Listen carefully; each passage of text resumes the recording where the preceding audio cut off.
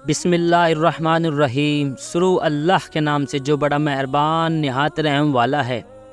میرے پیارے عزیز دوستو، آج کی اس ویڈیو میں اسلام کے اس جاباز یودھا اور ولیوں کے ولی کے بارے میں ہونے والی ہے جس کا نام سن کر ہر مسلمان کے خون میں روانگی آ جاتی ہے اور وہ اس نام کے لیے اپنی جان تک قربان کرنے کے لیے تیار رہتے ہیں۔ جی ہاں دوستو، ہم بات کر رہے ہیں شیر خدا امام علی ابن ابی طالب کے بارے میں۔ دوستو، حضرت علی کی پیدائش اسلامک کیلنڈر کے شروع ہونے سے تقریباً 23 سال پہلے اللہ کے گھر یعنی خانہ کعبہ میں ہوئی، اور آپ کو جان کر شاید حیرانی ہوگی، حضرت علی خانہ کعبہ میں پیدا ہونے والے مانو اتہاس کے پہلے اور آخری انسان ہیں۔ آپ کی جانکاری کے لیے بتا دیں، حضرت امام علی کے والد کا نام حضرت جناب ابو طالب تھا اور والدہ کا نام بی بی فاطمہ تھا۔ جب اللہ کے نبی نے مکہ سے مدینہ کی طرف ہجرت کی تو مدینہ کے سبھی لوگ آپ کے اخلاق کو دیکھ کر مسلمان ہونے لگے، لیکن عرب میں ابھی یہ کچھ بھی ایسے علاقے تھے جہاں مسلمان پر ظلم ہو رہے تھے۔ ان علاقوں میں خیبر ایک ایسا علاقہ تھا جس پر مشرک اور کفار فخر کیا کرتے تھے۔ اسی کو دیکھتے ہوئے اللہ کے نبی 1565 صحابہ کے ساتھ خیبر کی طرف روانہ ہوئے، جس میں 200 سوار تھے اور باقی پیدل تھے۔ آپ کو بتا دیں، خیبر مدینہ سے 171 کلومیٹر دور ہے۔ جب مسلمان خیبر پہنچے تو خیبر کے لوگ اپنے قلعے پر کھڑے ہو کر زور زور سے ہنسنے لگے اور کہنے لگے، محمد، کیا آپ اتنی مٹھی بھر لوگوں کے ساتھ خیبر کو فتح کر پائیں گے؟ اور کیا آپ مذہب کی تلوار کو حارث کی تلوار کے واقف نہیں ہو؟ چلے جاؤ، واپس چلے جاؤ، ورنہ بے وجہ سب مارے جاؤں گے۔ اس کے بعد اللہ کے نبی نے اپنی نظریں اٹھایا اور فرمایا، یہ مٹھی بھر شان پر غرور کرنے والے، ہم یہ خیبر کا قلعہ 40 دن میں فتح کر لیں گے۔ دوسری طرف مسلمان ڈرتے رہے، خیبر والوں کے پاس اتنی بڑی فوج طاقت ہے اور سب سے بڑی بات، مرہم جیسا پہلوان ہے جس کے ڈر سے عرب کے بڑے بڑے سورما کانپتے ہیں، اور وہی ہمارے پاس محض کچھ تلواروں کے سوائے کچھ بھی نہیں۔ باوجود اس کے مسلمان کو اللہ کے نبی پر بھروسہ تھا اور اس لیے وہ خیبر کے قلعے کے پاس ہی کیمپ لگا کر رہنے لگے۔ جب یہ سب خیبر والوں نے دیکھا تو انہوں نے کہا، چلو مٹھی بھر مسلمانوں کا کیا وجود، انہیں ابھی مار دیتے ہیں۔ تبھی مرہم نے کہا، نہیں رکو، ان کے نبی نے کہا ہے کہ 40 دن میں ہمارا قلعہ فتح کر لیں گے، دیکھتے ہیں کہ یہ 40 دن میں کیا کرتے ہیں، اور اگر 40 دن میں قلعہ فتح نہیں کر پائے تو ہم کہیں گے کہ ان کا نبی بھی جھوٹا ہے اور ان کا دین بھی جھوٹا ہے۔ لہٰذا روز قلعے کی طرف جاتے اور شور سنتے، بھاگتے، مرحبا رہتے۔ یہ سن کر ہر مسلمان واپس چلا آتا۔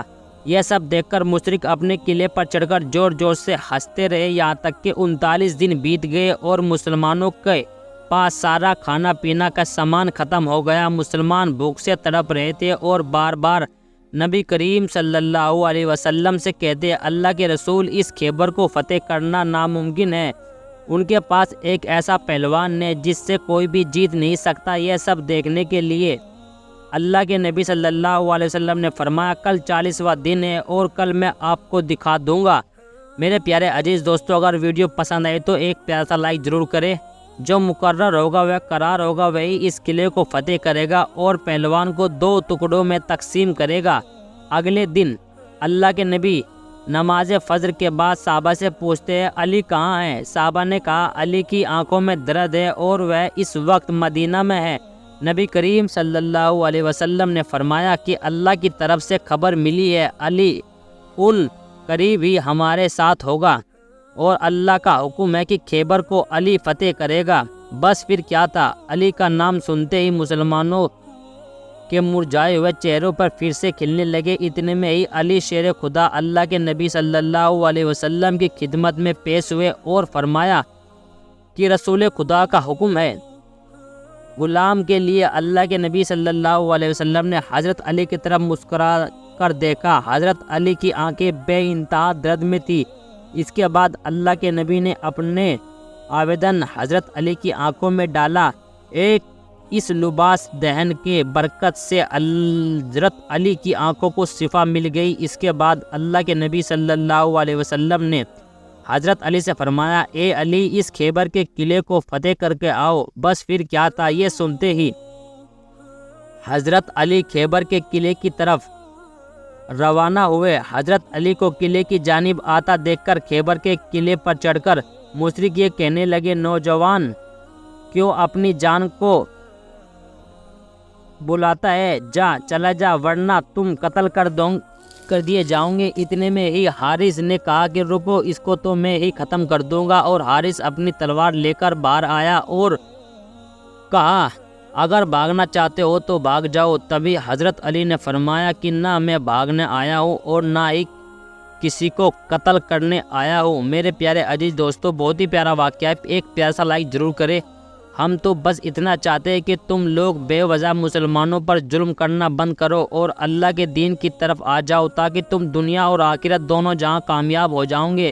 اسی بیچ حارث نے حضرت علی پر وار کر دیا، لیکن آپ نے حارث کے وار کو بڑی آسانی سے ناکام کر دیا اور ایک ہی وار میں حارث کو پھر پار کر دیا۔ یہ دیکھ کر مسلمان اللہ اکبر کہنے لگے، جبکہ دوسری طرف مشرک غم سے سر پیٹنے لگے۔ جب مذہب نے اپنے بڑے بھائی کے ٹکڑے دیکھے تو وہ غصے میں تلوار لے کر باہر نکلا اور غرور سے کہنے لگا، زمین خیبر کو یہ معلوم ہونا چاہیے کہ آج اس کے سینے پر مذہب آیا ہے۔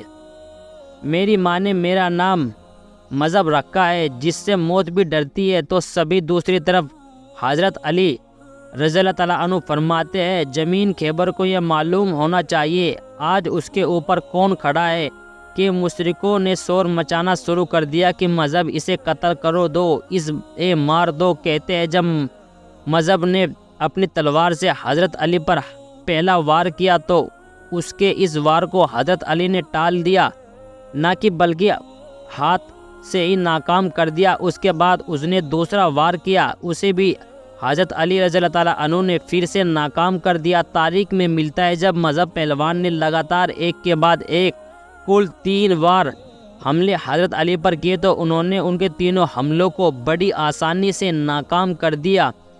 کہا جاتا ہے اس کے بعد اللہ کے شیر یعنی شیر خدا حضرت علی نے مذہب پر پلٹ وار کیا، جس کا سامنا مذہب نہیں کر سکا اور مشرکوں کے سب سے بڑے سورما کے جسم کے 2 حصوں میں تقسیم ہو گیا۔